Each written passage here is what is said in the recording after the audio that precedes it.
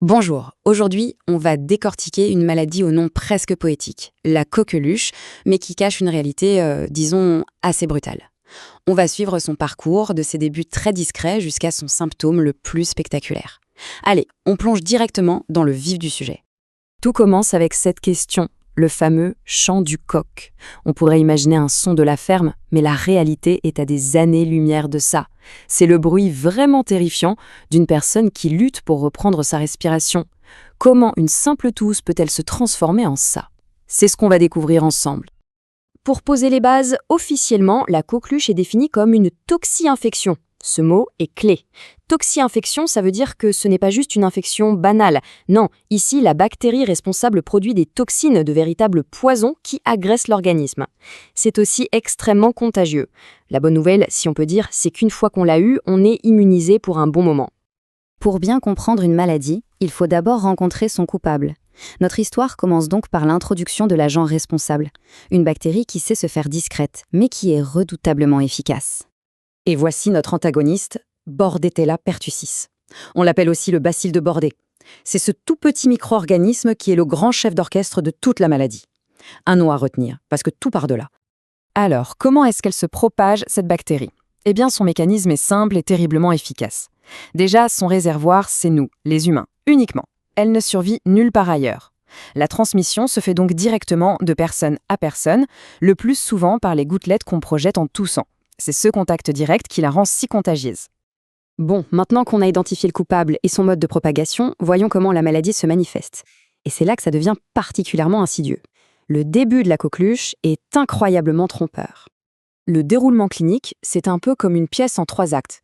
Acte 1, l'incubation, silencieuse, pendant 1 à 2 semaines.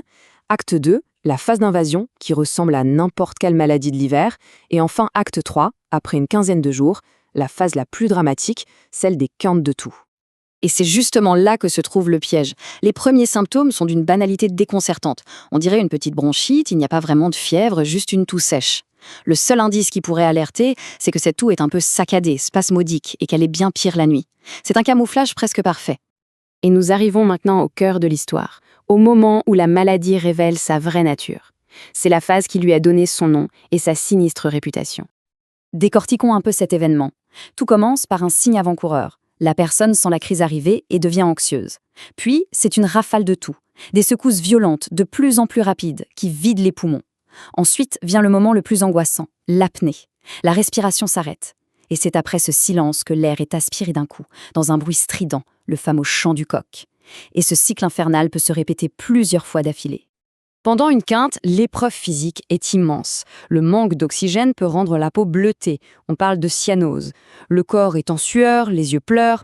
C'est une véritable lutte pour chaque bouffée d'air. Une fois la crise passée, l'histoire n'est pas terminée pour autant. La violence de ces quintes de toux peut laisser des traces et entraîner de sérieuses complications. Les complications peuvent toucher plusieurs systèmes. La force de la toux est telle qu'elle peut provoquer des saignements de nez ou des petites hémorragies dans le blanc des yeux, simplement à cause de la pression. Elle peut même causer des ulcères sur la langue, qui frottent violemment contre les dents. Chez les tout-petits, les otites sont aussi une complication très fréquente.